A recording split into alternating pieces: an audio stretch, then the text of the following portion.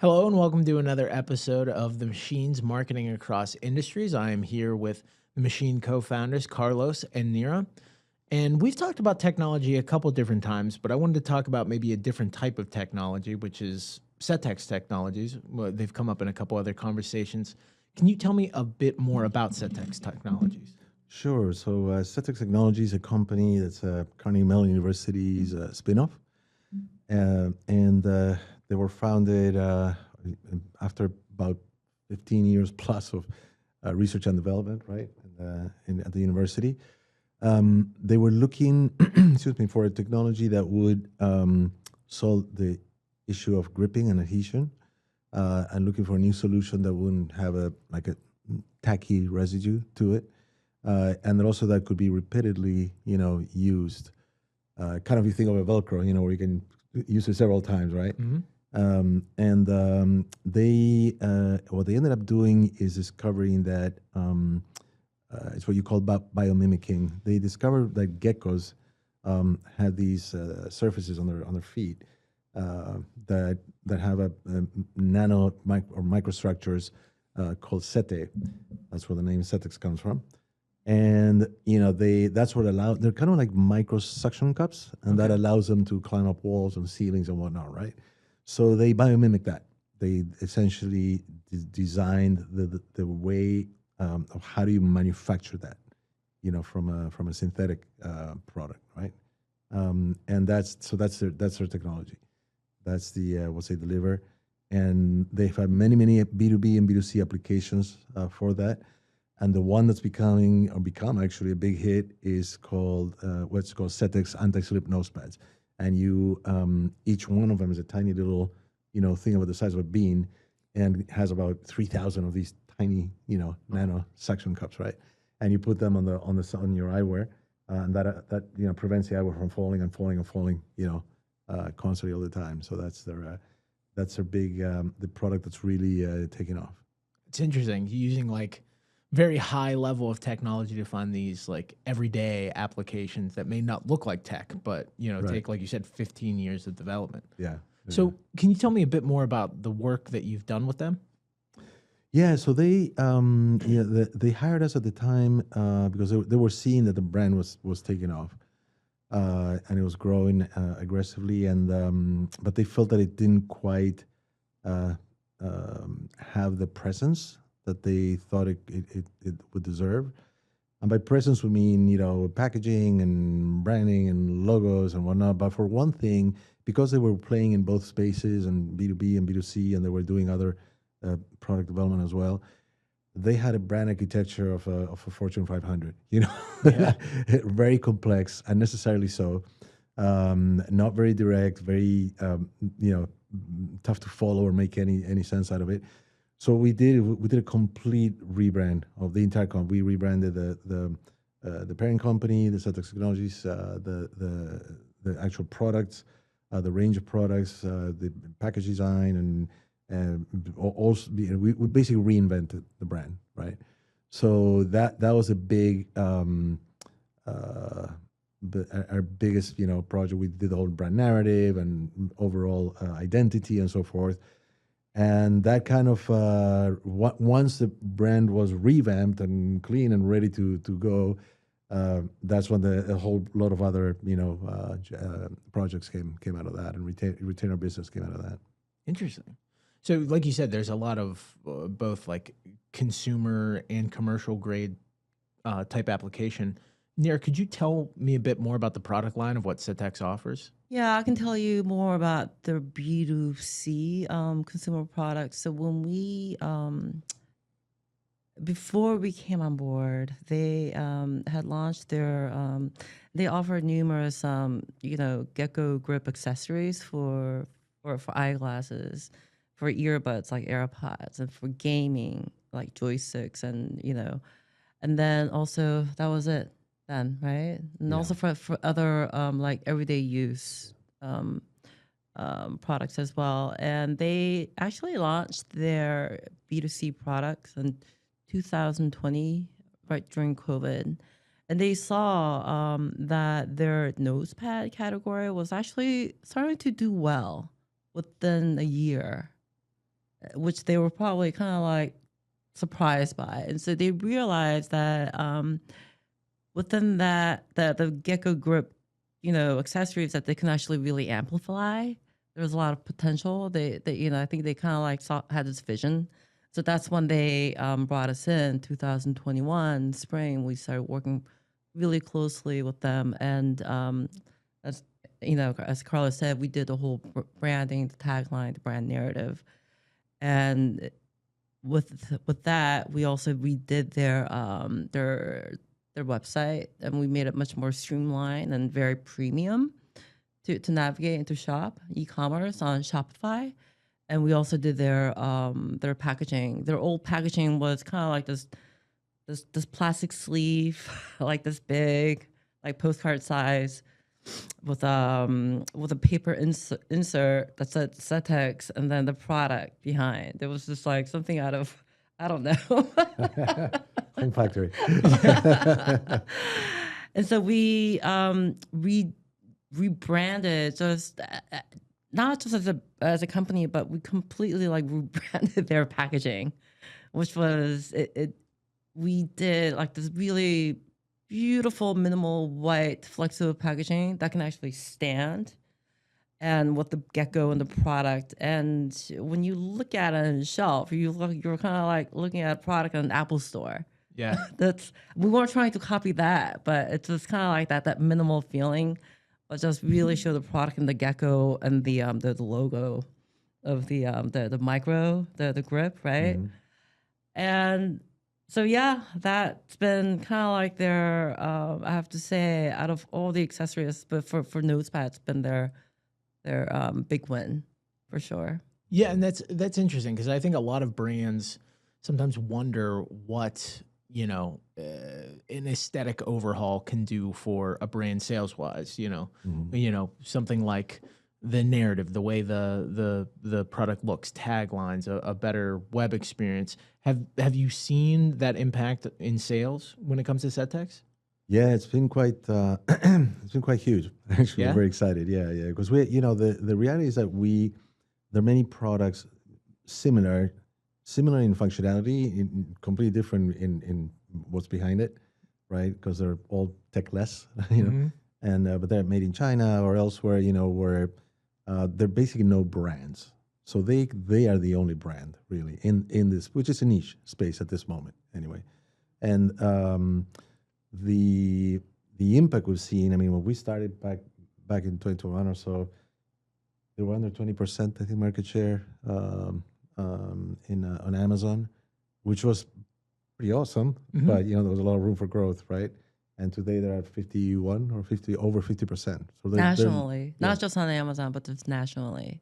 So that's incredible. So they're really dominating the category. But I hate to say, I forgot to mention that after the redo of the website and the packaging, then we actually kind of like redid the whole Amazon for all different categories, for earbuds, for nose pads, for gaming, and so forth. And it's not just about the main product page, but also the C Plus and their storefront as well. It was like a whole like redo, kind of like like a makeover, if you should say. And that meant that we had to do like a whole series of like photo shoots and videography and the whole treatment that really speaks to the Amazon audience, right?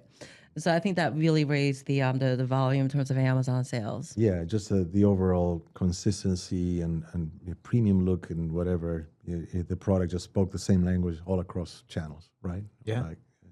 So yeah, back to the results. Yeah, Amazon went through the roof to over 50%, and eventually this led to expansion of physical retail. And as of late last year, Cetex brand is now available at 3,500 Walmart stores nationwide. That's which incredible. is a huge step. So, and by the way, we designed their Walmart display as well to make sure we keep it honest with the It's rest of actually us. right at the reader section, Yeah. which is kind of like has a spinner. You know how when you go Yeah. to readers, you can spin it, and so they the display unit that literally it's like very, very like thin. It just has 2 rows of nose pads of Flexo, and it just looks beautiful next to the readers. Yeah. So yeah, exciting to see them there. Yeah. Oh yeah, exciting to see a brand that brought you guys on during a time where maybe things were going okay, but could be doing a lot better. Now, where do you see the brand going in the future? What is next for Cetex? Well, we can't say. There's actually some details that we cannot share, but there's actually some really interesting things coming ahead. One of them is actually being that Cetex kind of is leading, the nose pads like a leading category nationally. They want to amplify the awareness about nose pads, and they want to like make the category known to the public. Because if you think about even today, there's very little people that even know that nose pads exist. Did you know that? Did you know that nose pads existed? I did not. You see, so in everyday culture, it's like raising your glasses. We think that it's like nothing but muscle memory. Muscle memory is like you just do this and you don't even think about it because you think it just comes with the territory. When you're wearing glasses, and every day it's just always like, you know how many times people do this? Fix their eyewear? A lot. It's like 90 plus times a day. That's like if you add in the seconds and the minutes, like how many minutes is that? I wanted to throw in a nerdy. Yeah. Let's get nerdy. We did the math. Oh, yeah? We did the math. It takes out an entire week out of your life. What? So you're giving people a So week that's of their like- life back. That's Yeah. like saying you could have gone on vacation, but you did this.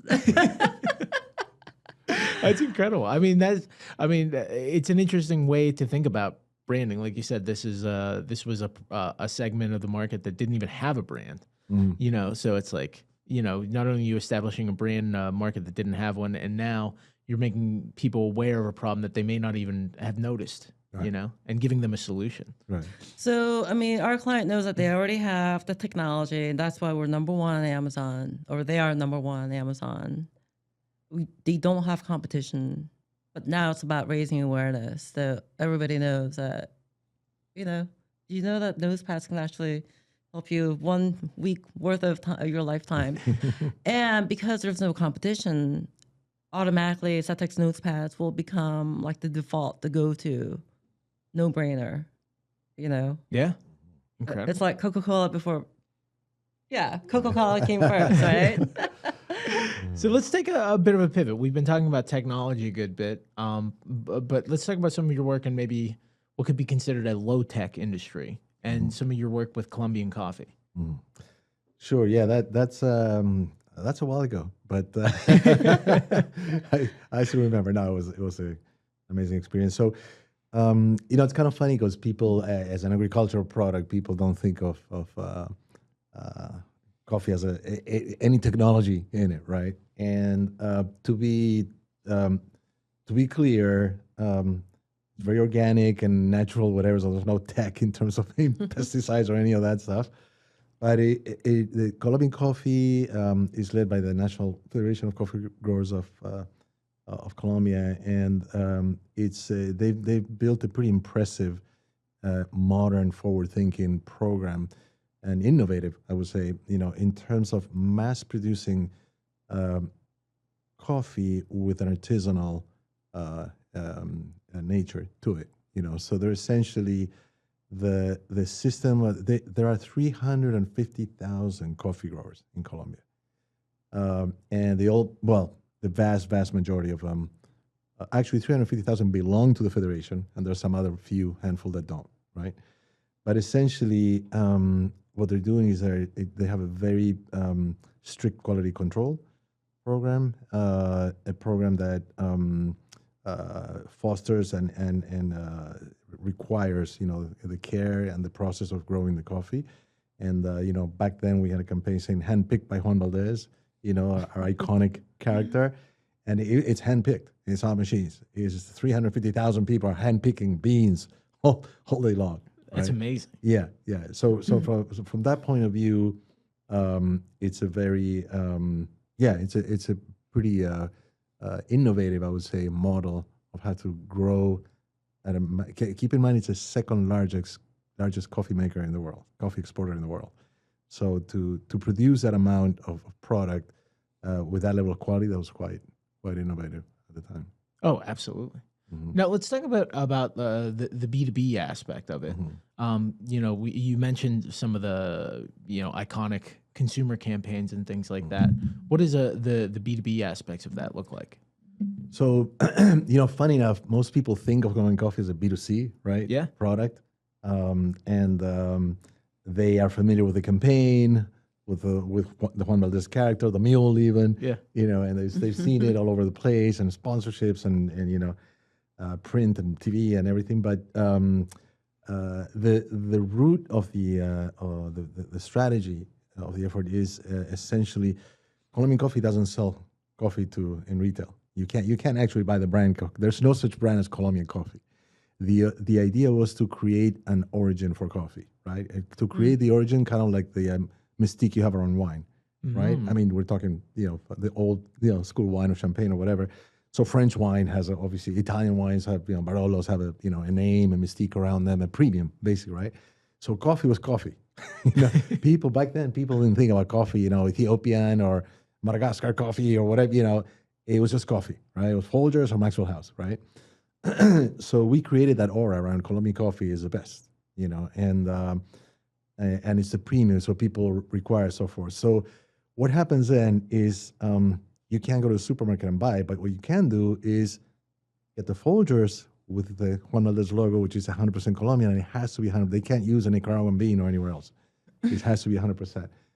Same with Maxwell House. So now here's the B2B part.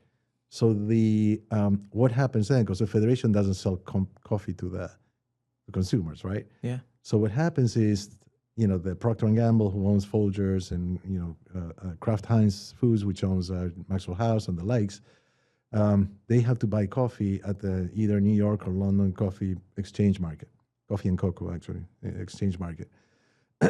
So because the demand for Colombian coffee was higher, created by the campaign, and people were willing to pay a premium for it, guess what happened? The commodity went up for Colombian coffee. So when you had Costa Rican coffees or Guatemalan coffees or Peruvian coffees of very similar quality, okay, Colombian coffee always had a 10% premium. And this is not consumers or people bragging. This is a stock exchange market. Yeah. This is traders paying 10% more consistently. Whether coffee went up or down, traders were paying more money for it because they knew the guys at P&G and Kraft Heinz would pay a premium for it. So that was huge. That was huge, and it just expanded throughout the entire industry without actually owning a retail brand. That's incredible. I mean, it still lasts to this day. I mean, everywhere you go, it still says 100% Colombian coffee. Yeah. How do you even orchestrate a campaign like that? Because it's you're talking about this countrywide level campaign, and then also taking it internationally. Right. I mean, how do you even operate a campaign like that? And is it millions of dollars we're talking here? Yeah. It's many millions of dollars, and many more were made from it. So it's a very lucrative, model. But we had an entire division of the agency in New York, DDB at the time, dedicated just to the one account. So we pretty much handled it. The federation was they don't even have a marketing director or anything. It was just a bunch of guys managing a team of 300,000 cafeteros, right? And doing lobbying and whatnot with the purchasing markets.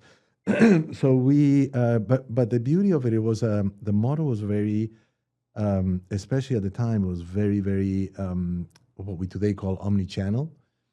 We were everywhere somehow. We had a huge print campaign at the time, which was very big. We did a lot of television. We started doing sponsorships then. We sponsored the U.S. Open. We're the title sponsor of the U.S. Open a couple of years. We did Roland Garros as well. We had sponsored the Ski World Cup for many years. It was called the Colombian Coffee, Ski World Cup. We had deals with top restaurants, Michelin star restaurants that would only exclusively carry Colombian coffee, and with airlines as well. We did deals with airlines where Air France, British Airways, American Airlines, Iberia, they would only carry Colombian coffee. They would only serve Colombian coffee at their planes. And guess what happened? You know how many cups American Airlines serves a year? I forgot, but it's a lot. Yeah, I could imagine. So what happened is now that we signed a deal, and this was done from the agency, we manage all these programs for them. We signed a deal with American Airlines and say, okay, you have to buy Colombian coffee. And they're like, okay, who has the volume to apply? So it comes on pretty much a couple of guys. You got Procter & Gamble, Kraft, and Sara Lee at the time, right? And so we're bringing a huge contract to our customers. Yeah. Say, hey guys, who wants to bid American Airlines? And they had to buy 100% Colombian. None of the little guys could have that volume. So this was a huge value added. Also, again, back to B2B. Yeah. This was a very, very B2B oriented, effort, and it just worked out, wonderful. And I think a big part of it is the fact that we took a very simple strategy in positioning. Why is Colombian coffee the best? Well, because it was handpicked by Juan Valdez, right? But we did all these iconic pieces of advertising that planes, trains, and automobiles would turn around because somebody forgot the Colombian coffee. Yeah. And we had all these different executions and whatnot, examples that were very humorous, very funny, and refreshing at the time. And kind of. But it took a while, but we definitely got it. I remember seeing, there were like Columbia Coffee ads galore, including the donkey. And I remember commercials, like newspapers, like magazine ads, and they were just quite memorable. It's like one of those like things that you just take away, you just take with you. Definitely a good ad campaign for sure. I think one of the things is that that I'm proud of what we did is that it was a different scenario back then, a different type of analytics and so forth. But we broke ground everywhere, and I'll tell you one little bit interesting anecdote. We launched the very first coffee website in the world. Really? Before Procter & Gamble, before Starbucks, before Kraft. The first coffee website was juanvaldez.com. he owned his own domain there. Yeah. There you go. He was forward thinking. Yeah. Speaking of, he's come up a couple times. I have to ask about Juan Valdez. He's basically the Ronald McDonald of coffee. Yeah, absolutely, absolutely. Yeah, funny you mentioned that. They back in I think it was 2016 or somewhere there, Fast Company did a report of the most famous and prominent or advertising characters in the history of advertising. And those two guys made that list. No way. Ronald and Juan. That's incredible. Yeah. So it was great. And then we had lots of, his name is, he's got the same name as I do, Carlos. So, so his name is Carlos Sanchez. Yeah. He's from Medellin, Colombia. He was an actor. He was a theater actor. Very humble guy, super nice. And he's been Juan Valdez for well, he passed away now, but he'd been Juan Valdez for decades. And we had lots of stories and anecdotes, and he was, in research that we did, he showed up as, his awareness was Nike level, like really, top of the charts. And we had a funny anecdote when we did the sponsor U.S. Open a couple of years. We brought him with us, the entire time because television was eating him up, and we had a funny anecdote where in the morning we had a photo shoot with the New York Times for PR, and with Pete Sampras, and Pete's like, "Oh, I'm so excited! We're getting my photo with Juan Valdez." He was a big fan too, and we said, "Well, Pete, we got." Oh, no, he said, "I'm excited because my girlfriend's been going all throughout the Open to see if she can get a picture with Juan." Yeah, I was like, we got news for you, man. She caught us this morning, so she beat you to a punch. You had the Sampras family waiting in line to Yeah, get yeah, a yeah. picture with Valdez. That's incredible. And I've heard you're working on an article kind of about how these types of things like branding and things like this can be effective in a B2B context. Can you tell me a bit more about that? Yeah, well, I mean, I guess this is one of the great examples about how B2B, how marketing matters, for B2B, and essentially, I think there's a misconception. A lot of people think of marketing, especially branding, but even marketing for B2B should be not as important than it is for B2C, right? And it's it's not actually. It's actually equally Yeah. or sometimes more important.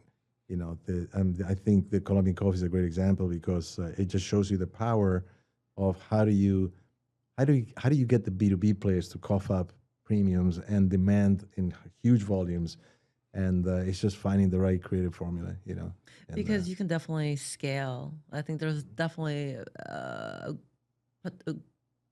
greater potential to scale as a B2B as opposed to B2C sometimes. Yeah. Yeah, and something like that, it's like you almost change the entire marketplace. Right. yeah, You know. Right. yeah, you Like do globally, right. Especially such a volatile market like a commodity, because there's so many factors in play, weather and demand and sometimes trends. Coffee is not a product coffee is very inelastic. If the price of coffee goes down, you're not going to drink more. Yeah. And if it goes up, you'll still drink the same amount. Yeah. You're not going to sacrifice your cup of coffee. So that was one thing that was pretty stable, but there were many other things that changed, crops and so forth that changed and the important thing is for Colombian coffee was, again, the B2B price was, whether it was up or down, it was always 10% higher than the rest. Yeah. Now we have a couple pieces here. Do you want to go over these? Yeah, sure. So here's let me share with you. Yeah. The coffee book is something we're proud of because it shows the history of the entire campaign, the whole marketing effort. It has all the ads, and it's just a lot of fun photos and whatnot. And but that's like the creative part of the history of Colombian coffee. And you see the mule all over the place there. This is And all incredible. the logos. We did a logo out in the New York Times that was actually in the shape of the logo of Colombian coffee, and it was actually done by the guy that writes the crossword puzzles for the New York Times. Oh, really? Yeah. That is so cool. Yeah, so that's one piece, and then the other one that we're more proud of, that's a Harvard Business School case that the Harvard University did on Colombian coffee back in the day, and it's all about what you were saying just now. You kind of change the industry around, right? You kind of that's the case study is pretty much all about that. That's incredible. I mean, CMU, Harvard, I mean, you guys are all over academia. That's an amazing campaign. I really appreciate you guys sharing that with us. Thank you. Thank you. And this has been another episode of Marketing Across Industries. I want to thank, again, co-founders of The Machine, Carlos and Nair, for joining us. Thanks, Thank Evan. you, Evan. Thank you. Thank you. See you later.